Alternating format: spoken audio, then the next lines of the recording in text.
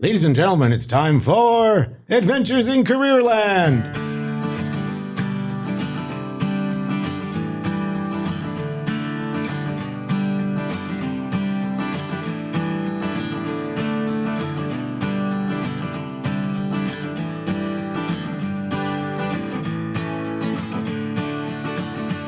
Hello, everyone. I'm Adriano Magnifico. I'm the career consultant in the Riel School Division. And I'm here with season 4 of Adventures in Careerland. Yes, it's lasted that long. We thought it might last half an episode, but we've done the extraordinary. We've moved this podcast into the 40 podcast range. We're very close. So we're beginning season 4. And of course, we broadcast live.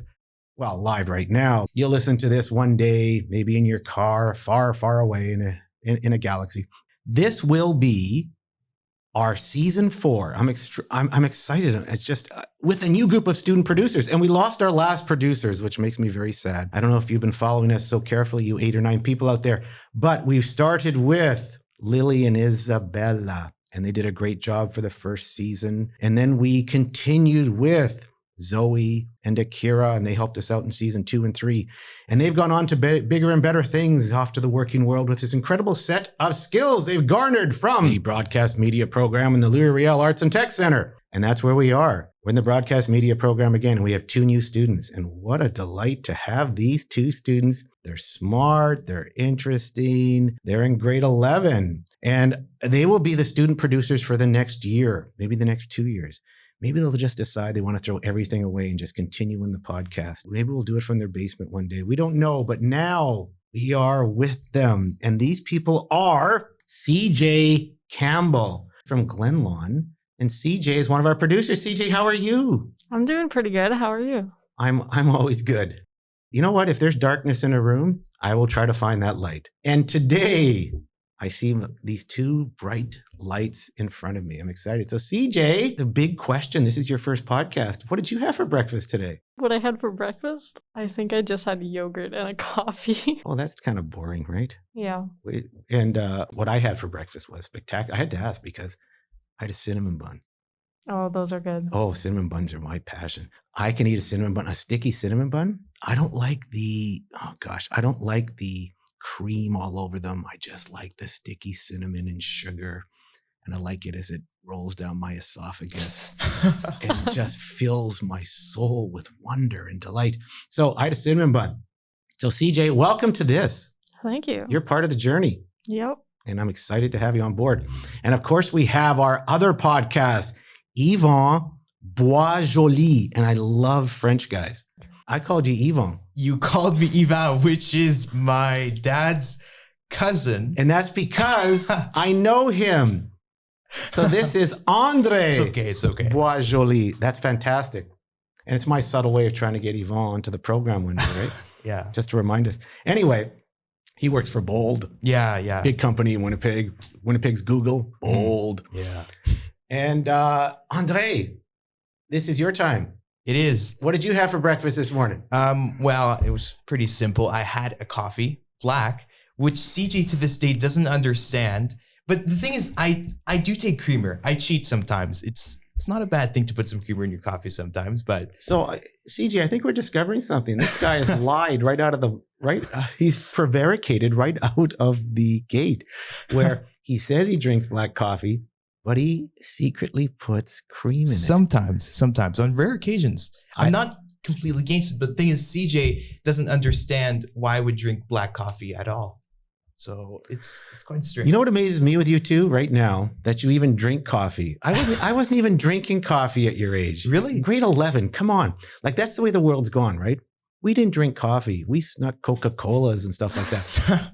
We weren't drinking coffee. Our parents drank coffee. This has become such a ubiquitous drink now in the world for anyone to drink. Yeah. Although I must say, my mom used to give me a little coffee when I was a little kid. Maybe that's why I'm hooked on it. But it wasn't coffee. It was latte macchiato. It was like milk coffee. It was milk with a little bit of coffee in it. I used to dip my toast in it. Dip your toast. Oh, it's delicious. She used to cut them into little strips. Mom, I'm looking up to the sky right now, and look at this. Giving my mom a beautiful kiss, because she used to take care of me that way and give me little treats like that. Yeah. Anyway, welcome André and CJ. and you're going to be the producers. And honestly, it's my privilege to have your skill, your ability, your insight, and your youthful Generation Z perspectives on my baby booming mindset. All right. And I urge you to question anything I say and to bring me to the harsh reality of what's going on in your life. Happy to do that. And of course, our whole podcast is about careers and stories and about what young people do on their paths and what they figure out, what decisions they make, what challenges they endured, what went wrong, how did they fix it, who did they meet to help them on the journey. And of course, that's going to be part of your journey. So we always like to begin our podcast with our producers. And so our guest for this podcast is André. Are you ready for this? I am ready. Yeah, how exciting. And André, you are a French student from the DSFM, as we say in Manitoba. That's the Francais School Division. Yeah. And what school are you from? So I go to École Régionale Gabriel Roy, which is in Île-des-Chênes. And look at the way, just listen to the way he said that. Very French sounding. It sounded like a song. A song, really? It sounded like Gabriel Roy. And of course, I'm a master of English. That's part of my gig. We read Gabriel Roy stories in English, translated in English. Was it the Tin Flute? The Tin Flute was what everybody reads in the old days, and it's a spectacular story. It's converted into a Canadian movie, a forgettable Canadian movie, I guess. And I'll never forget a story called "Where Nests the Water Hen." I read that in graduate English studies. She's an amazing writer. So you come to a school, and I think Gabriel Roy's house is in St. Boniface somewhere. It is in St. Boniface, yeah. Yeah, on a little street somewhere called, I don't remember. It begins with a D. Desmerons? Was it, or is it? And again, I think the street is off. The St. Boniface street called, as we called it. I grew up in there. I don't know. Desmerons. That's the way we called it. Of course, he's Desmerons. Because French people have a different word for everything, right? Well, it's just the French pronunciation. Yeah, sure, yeah. Anyway, so tell us about life at Gabriel Roy, because my real connection to Gabriel Roy is just that street when I was growing up. And her house is a museum on that street in St. Boniface, I believe. It is, yeah. It's amazing. Have you ever gone to visit it? I haven't, no. Okay. It's just a regular house on the street, but it forms the sensibility. What I love is you see the house and you wander around. You're thinking about a young girl, French-Canadian or French-Manitoban, Francophone girl, and her mind being developed, and she's turning into a writer. What turns her into that great writer? What turns her into this person with such a sense of wordplay and sensibility and aesthetics that becomes this incredible national writer? Amazing, international writer. Yeah. Amazing stuff. So tell me, Gabriel Roy, you're in grade 11, both of you are in grade 11, correct? Yeah. So you're in Gabriel Roy taking regular courses, and the school system's pretty basic. It goes from K to 12. There's nothing much that deviates in the system in this context. It's organized in the same way. Yeah. It's organized around buzzers, especially when you're in high school now, right? You'll finish a class with its content. You hear the buzzer, you go to the next class. Hear the next buzzer. And that's the way the system works. Now, that just becomes the way we do things, right? Someone comes into the building, your buildings in high school, and says, I have an alternative for you, and you listen to it. Why would you leave the beaten path and come to the broadcast media program here? And because the broadcast media is one of 13 programs in the Arts and Technology Center here, I always think this one's the gem, because the skill sets you get here and the personal development and transferable skills, and some people call them soft skills, training that you get here along with academic programs, for me is off the chart. The things that are going to happen to you are going to be amazing. There's going to be growth in you you won't even be able to measure. You'll just become these confident, powerful, very digital, very smart, very problem-solving type of people because of what Mr. P, and that's Mr. Plaintnick, who runs this program, inflicts upon you. And at times it's going to be super busy. And I love it. I love it when you're in that frying pan, it gets all messy. So it's never really explained to you that way. But when you heard broadcast media presented to you at Gabriel Roy, what went through your head?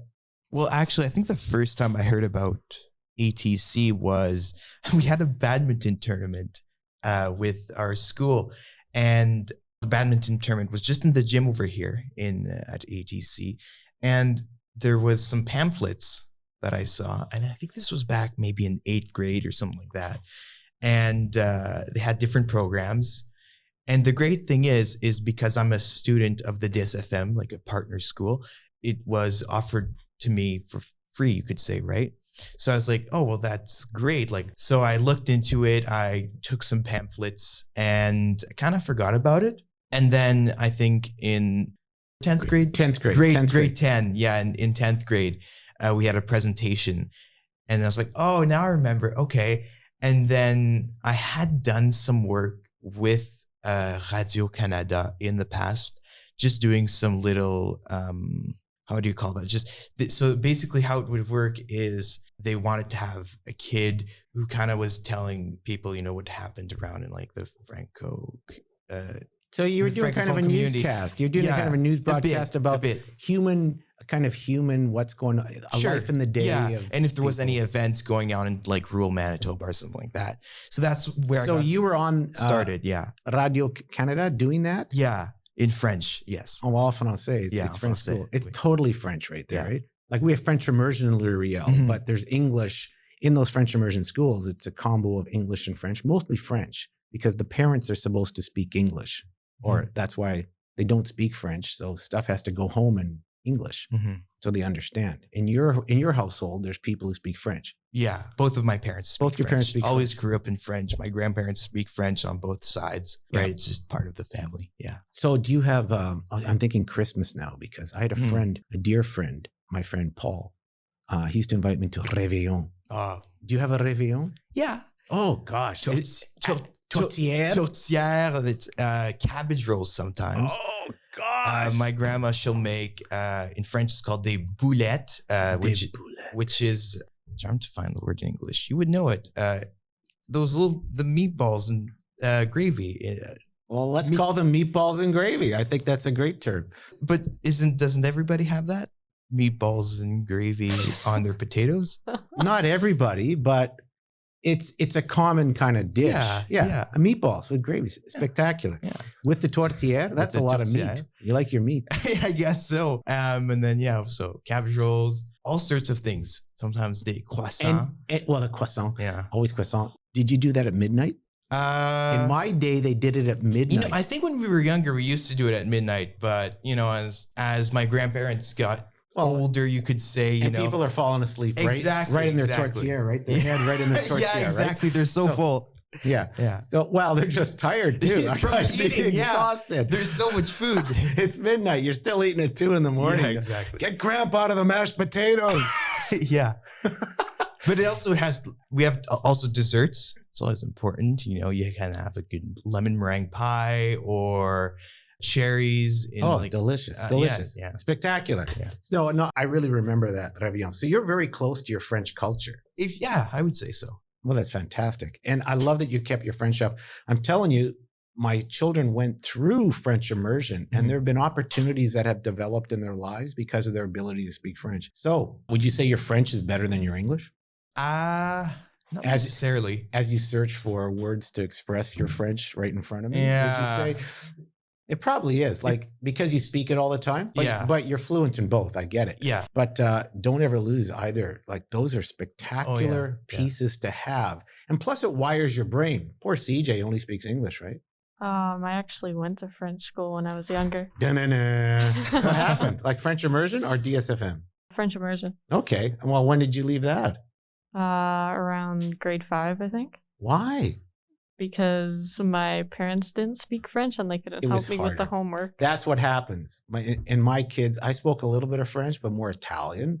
So I could get them through. If the kids didn't pick it up for me well enough, I had one son who just couldn't pick it up the same way. And it was just getting hard. I was doing so much homework.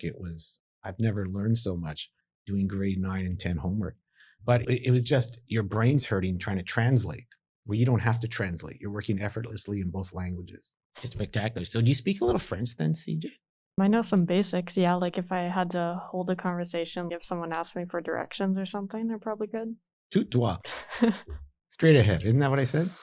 I don't even know what I said. Yeah, you could say tout droit, or you could say à la droite, which is right. À la sinistre, which is left. À la what? Sinistre. Oh, that's Italian. Sorry. Okay, sorry. I don't know what to do. That would be gauche. Gauche. Yeah. Sinested. Okay. I'm lapsing into other languages. I'm an old man. Never forget that I'm a baby boomer and an old man. And I may, in this nice plate of mashed potatoes, just fall face first into them at any time during this podcast. They're so delicious. Anyway, when you were at Gabriel Roy, what kinds of programs were you taking? Before they came with this presentation to join the broadcast media program, what were you getting into? What were you enjoying? What connected to you? Well, I was taking most of the basic programs, obviously. I took an electrical program at MITT. Oh, very good. Yeah. Yeah, they have that program for DSFM kids, right? They do, yes. And I think it was electrical and like woodworking. I took cooking. It was okay. So do you like working with your hands? Are you a kinesthetic kind of person? Your hands? Yeah, but I also think I'm a more kind of visual person. I like to learn visually. Yeah, that's okay. Yeah. So you like to see things. Yeah. Exactly. You like to see things in front of you. Yeah. That's good. So you took the academic programs like everybody takes. Did they tell you to make sure you take the 3 sciences? I mean, keep your options open? Because I knew I know that I wouldn't go into anything like into the sciences or even a doctor or nothing like that. I didn't take it. Oh, that's okay. Yeah, because I in my mind, I was like, well, maybe I'm going to take an arts program when I get university. We'll see. And obviously, well, ATC showed up and well, that's a great path to see where I go. I know that probably in the future, I want to go maybe into the media industry, probably. What kind? I don't know. Journalist, a producer, could really be anything, but we'll see. Well, you get to explore that here a bit, yeah, right? Exactly. Which is good. And this podcast, you guys are kind of producing a podcast here. Mm-hmm. So this is neat, but you're going to be producing lots of pieces here in your 2 years. You're only grade 11, so you're here for this semester, then you're here for the next semester as well. So what did you try out there that wasn't an academic program in Gabriel Roy? An extracurricular, we call them. Okay. What's the word en français?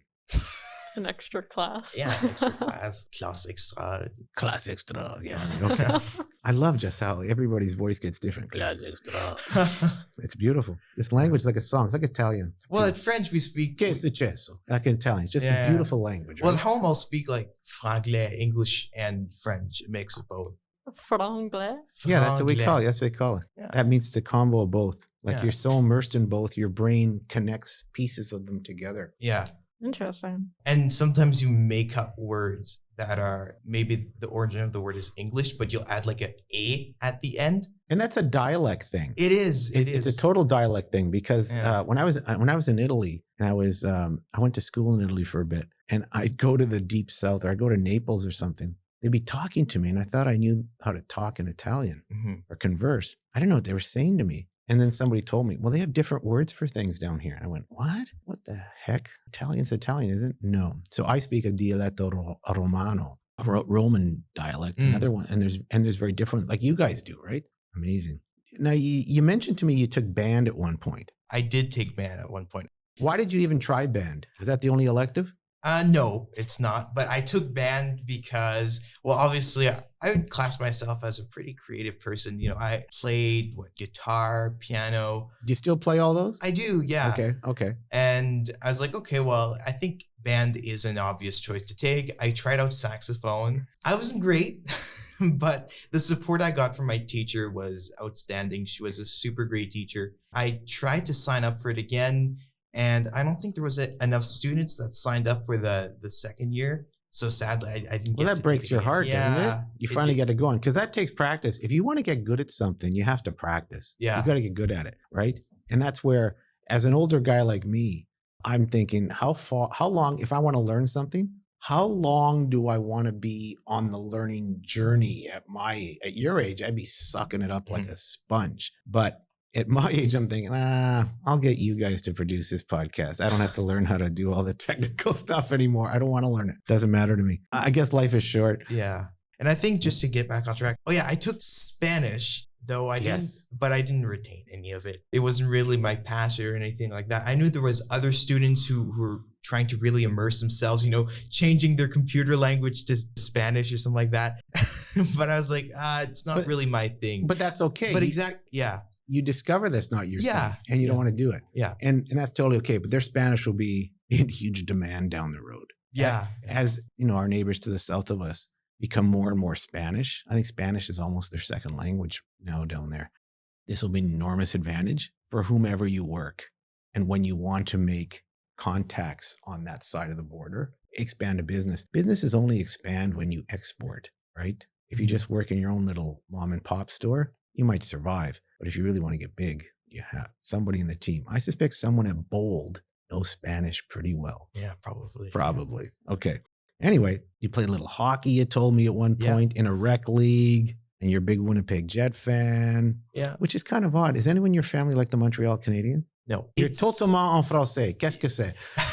Well, yeah, when you're grown Franco-Manitoban, it's almost an obligation to like the Habs, to support them. I know lots of people, even teachers, they support the Habs just because they're French. I guess it's just a French thing. I mean, personally, I'm not a big fan. They're okay as a team. They're not bad. They're awful right now. Yeah, They're awful, exactly. Okay. So just, why not support the Jets? It's a local team. Attaboy. You're a homer. I like that.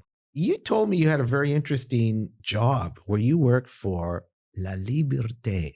Yeah. Which is neat, right? As a grade 10. Yeah. And they actually gave you real assignments. Tell us what La Liberté is first, and just tell us what kind of job they gave you and some of the things you did. Yeah. So La Liberté is located in Saint-Boniface, and it's a weekly French newspaper. Basically, we write stories about, what's happening in the French community, issues touching the French community, all that stuff. So yeah, I was hired as a multimedia journalist. Well, basically what I did is I covered stories. It's crazy though. You're a grade 10 kid. You get hired as a multimedia journalist with the only French language paper probably in Western Canada. Is that right? No, there are actually, in Saskatchewan and BC. Of course. Yeah. Of course. Okay. How does a grade 10 get hired to actually do that kind of work? Well, I think my Radio-Canada work obviously was a big thing in it. I also did. What grade were you in when you did the Radio-Canada stuff? I think I was still in 10th grade. Okay. So that happened all in a year. That connected. It did. It did all happen in a year. It went by super fast though. It doesn't feel like a year. This was last year. I guess so. You built a network in grade 10 of people in that industry. Yeah. And they saw you at work, which is such a powerful message about go demonstrate your skill. Find the experience and go demonstrate it and get involved in it. So that connected you to La Liberté. And I had done some freelance work too. Other freelance work for Radio-Canada, like some promo stuff. Actually, a couple weeks later, after I did one particular promo stuff, it was for the CGP, Conseil Jeunesse Provincial, the French youth. Or whatever you said, the jeunesse. Yeah, the Franco-French youth. Yes. Committee thing. Anyways, awesome. So it was for a fundraiser and I had done that. I had to do it alone because they didn't have any cameramen available. I had talked with the person at Radio-Canada and they're like, yeah, I tried to get a cameraman. It's really hard to get a cameraman right now because they're all off at the Olympics and you need to cover the other stories. So if you have a phone or a camera, go out, shoot it. If you have a tripod, that's great. I'll give you a shotgun microphone. And it was convenient. She lived in Ile-des-Chênes, so I went and picked it up. So I had a camera of my own, a nice pro-consumer camera. I recorded it. I sent it off. She says, great, it looks amazing. Then a couple of weeks later, I got a phone call from their news director, who told me she really liked my work, that they had an eye on me. If I wanted to take a tour when COVID was over, I would be totally accepted. So that's really, I think, where I really got the connections over there. And to the fiance of my uncle, she's still fiance, but she worked at La Liberté and she had saw the work that I'd done. So she's like, yeah, if you want to come and work for us, we're hiring young people to come and work. If you want to come. That sounds like an amazing piece that when I would do career development work with young adults, I always talk about what's your network. You've already started developing a network in this industry. Would you say that those experiences with Radio-Canada were more of an impetus to joining this broadcast media program? Did that make you think, this is where I want to go? This is where I want to explore? Well, I think I had discovered the broadcast media program before I did the Radio. So this was all kind of simmering in you. It was, These pieces were all coming together, but they're coming together because of your good fortune. What is it? Fortune favors the brave or something? What did Matt Damon say in the commercial? So it just means you're working towards spaces. You're gravitating towards spaces that seem to have some of these common elements. Yeah. And now they're coming to fruition in this larger space with all this training. Mm-hmm. That's a really neat path you're doing to yourself. Most kids just sit in their classrooms. You get that. They go through the high school gig, get their 30 credits. They're being told to get their 3 sciences to keep your options open, which I did, by the way. I've never used a science or never taken another science course in my life. And my real interest was in writing and aesthetics and humanities and all that kind of stuff. And that's where I've gravitated later in life towards that never did materialize in the early parts of my life. I was told as a young person in high school, you can write. And they showed my writing to editors. I didn't think anything of it, moved on. And now I write for magazines and now I write for different organizations. Mm-hmm. And I didn't realize that was even a skill. I could be really good. I'm just average now because it takes practice. It takes a lot of practice to get good at something. That's why I admire a great guitar player. I get the thousands of hours that went into playing that stuff and getting good at it. So what kind of hours do you think you want to put into something right now? What do you want to get good at is the big piece. Yeah. I don't know. And that's okay. And I'm not putting you on the spot, even though I am. It's an important thing to think about because you're gravitating to things, right? Mm-hmm. And you want to get good at things. The better you get at things, the more people notice you. Just like someone called you from Radio Canada and said, hey, we've seen something you've done. Would you come and talk to us? That's amazing. Yeah. So congratulations on that. That's pretty cool. Yeah, thanks. That doesn't happen to a grade 10 in this world to get noticed to do something like that. So what kind of jobs did you do? What kind of writing or work or radio work did you do with Radio Canada? Well, Radio Canada, it was a small gig. It was on their like ride to home show. And they would call me around 4 or 5 p.m. Before that, I would prep a little script of what I was going to talk about, activities that I wanted to mention. And then, so they called me, talked with the host. We had like a back and forth conversation. It usually lasts about 10 minutes. And then I did that every 2 weeks. Up to this day, sometimes they'll call me to do little spots about, how is school with the COVID restrictions, or how is school after COVID restrictions are gone? You know what? They're being brilliant though, because they're getting a person right on the floor of high school in the middle of a COVID thing, instead of a reporter trying to find somebody. Yeah. I mean, that's quite brilliant on their part because they've got an agent, a double agent right in the building who's going to school, doing the regular school gig, but during COVID and acting as a reporter. Mm-hmm. So those Radio Canada guys, they're quite brilliant. Now, you did an investigative piece you told me about. I did. Once. Talk about that one for a second. With La Liberté. So yes. That was one of my articles. So that piece consisted of nails that were found on a highway near the floodway in St. Norbert on St. Mary's. And it had been going on for about a couple of years, I think. A Facebook page had formed. People were reporting that they were getting nails all the time on that little stretch of road. So lots of flat tires. Yeah, exactly. Lots of flat tires. And I Googled, did anybody make a story on this? I'm curious, who is this? Is this a person? Is this falling off a truck? Yeah, exactly. Are these nails falling off a construction truck? I don't know. Did you do a stakeout? I didn't do a stakeout. I wanted to. I'm trying to turn it into a TV series or something, right? Sadly, didn't get that excited. But in my mind, I'm like, oh, maybe we should, cameras there. We should. No, it didn't happen. But they can't give you a camera. Yeah. For the most part, you want to set up cameras around. Yeah. The perimeter and stakeout. No. Whole crime scene. But I had I had the chance to talk with some government officials. Ron Schuller. I had the chance to talk to the mayor of Riel because where it's happening, basically Winnipeg's border is like a couple meters on the right. Riel's border is also a couple meters. Pretty tight borders, what you're saying. Pretty tight borders where this is happening, right? Yes. So I talked to, the mayor of Riel, and then I talked to the local MLA who represented that region. Yeah, Schuller, yeah. And then I got in contact with the RCMP to see, how many times. How many flats had happened. Any major accidents though? No. Like if you're going at a high speed there and you get a flat, sometimes your car there wasn't any major accidents. Especially if it's slippery. But I think there was about like He said, yeah, in the past couple of months, there's been like 10 plus reports at that location. And then I had the chance to talk to someone local who lived nearby. He was actually a roofer, so he could identify the nails. Oh my gosh. Yeah, I know. It's got exciting. He's like, It's a yeah, CSI. yeah, exactly. He's like, these are roofing nails. These are These are just like normal screw nails. There was also like, for instance, like metal junk that was found on the roads too, like locks. So it was a variety. It was a not just- variety of metals, but I think the main metal that was found was Any roofing Molotov nails. cocktails? No, there any was- kind of bullet Yeah. shells or anything like that? And there's also all sorts of theories going on this Facebook page. His theory was, it gets interesting, that the bridge in St. Adolphe, when that was closed in 2009 because it had collapsed, people were taking St. Mary's to get into St. Adolphe, and there was a lot of traffic going on St. Mary's.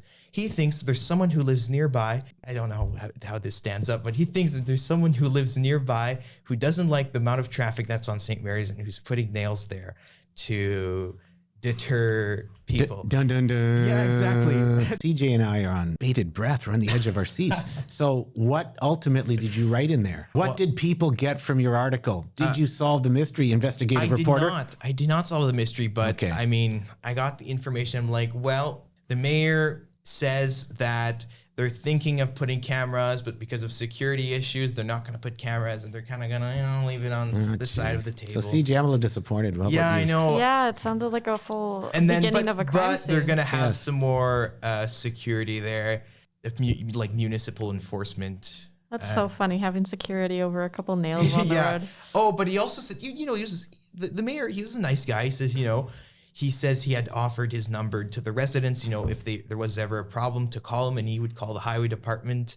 Oh yeah, and the highway department, I'd also talked to them. They just gave me a whole, you know, just a paragraph that copy pasted off of some, you know, press release, and like, yeah, So they were hiding something. I Dun, dun, dun. I don't know, but Oh my gosh, what have you discovered? This may be the biggest scandal that ever lived. who knows? I don't know. But Truly sounds like a murder mystery or I something. a think so. murder mystery from some nails. Well, they specifically. What's your theory placed- on this? Hey, they're gonna find some bodies in the spring milk, okay? Then it's really gonna take off the way we want it to take off. Yeah. Anyway, that's an amazing story. You know what's amazing to me? That they entrusted you to go write this story. This sounds like a pretty big human interest story about where all these nails coming from. Yeah. Talking with the RCMP too and the mayor and everything. Wow. Yeah. Wow, that's amazing. You're right. So the hardest thing of an investigative story is coming up with the right questions, right? Mm-hmm. So that's the hard part. Like, It who is. did this? When did they do it? Why did they do it? Who's coming along this street? Yeah. And for you to even get into the minutiae of all the, you know, the type of nails there are, that says something about you. You have this little attention to detail. I think Yeah. that's pretty cool about what you did. Where did you find the roofer that you were talking about?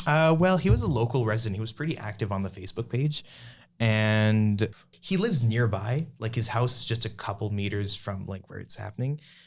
Well, this sounds suspicious. No, but Sounds suspicious. good. Uh-oh. Anyway, No. so what you've discovered is that you really enjoy the investigative part of this. Yeah. Do you like going into a story and asking the questions and getting yeah. into finding out the details, and the details lead to more answers, and they probably lead to more, though, questions, right? Questions, exactly. And so that's part of the fun of the whole broadcast media piece. Yeah. My son said something really interesting to me. He works for Price Industries, and he says the biggest difference between going to school and going to work. So you were going to work there.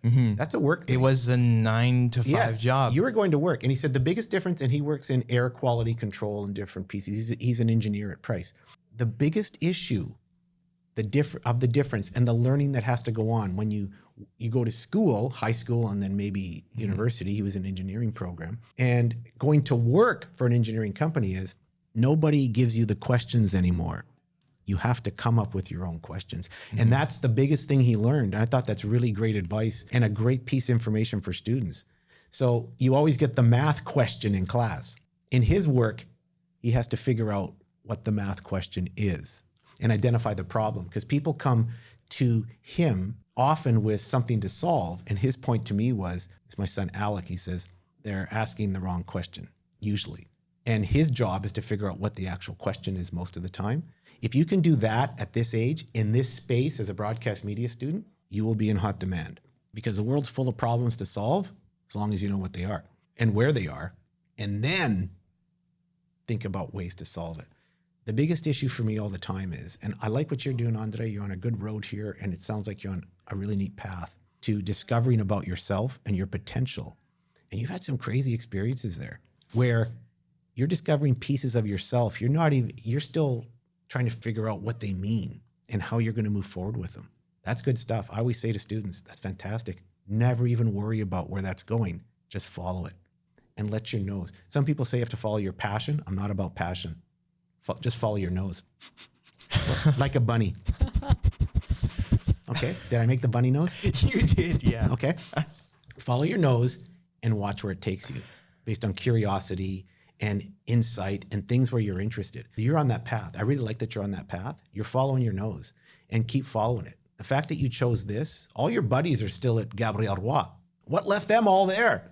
Why did you come here? You followed your nose. There's something interesting about this. You've had other connections. You've had other pieces. You're beginning to, we talk about in this program all the time, collecting dots.